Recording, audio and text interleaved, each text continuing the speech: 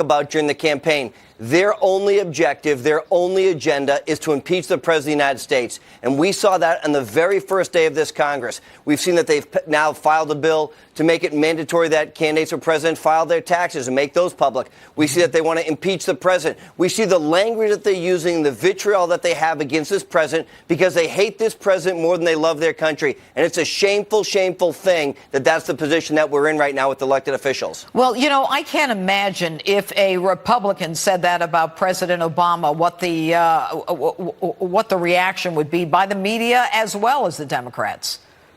Well, Judge, what the reaction would be is they'd be immediately calling for that person to resign. They'd be saying that the person's a racist, you know, and every other name in the book. But look, the mainstream media hasn't covered this story at all because it doesn't fit their narrative. Yeah. And the narrative should be that this person clearly is either unfit for office or clearly doesn't represent the people that they should back in their home state of Michigan. Because if that's the way you came to Washington, which is starting off by telling your son that you're going to impeach the XXMFer because of it, that's not what you were elected to do. That's not what you campaigned on. And it's another individual who says one thing back in the district and something different in Washington. You know, I just had counsel to the president, Kellyanne Conway, on, and she talked about the necessity to get 10 votes from Senator Chuck Schumer in order to get the wall for the president. How does the president go about getting 10 votes from Senator Schumer? How does that happen?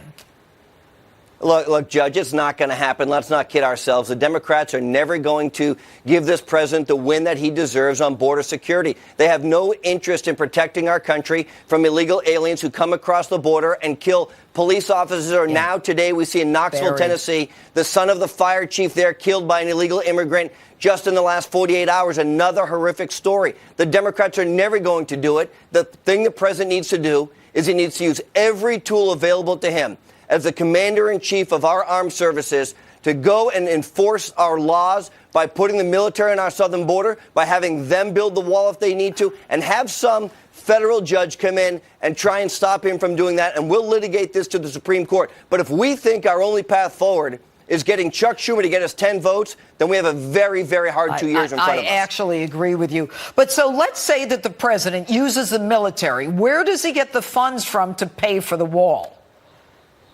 Well, look, we know that there's money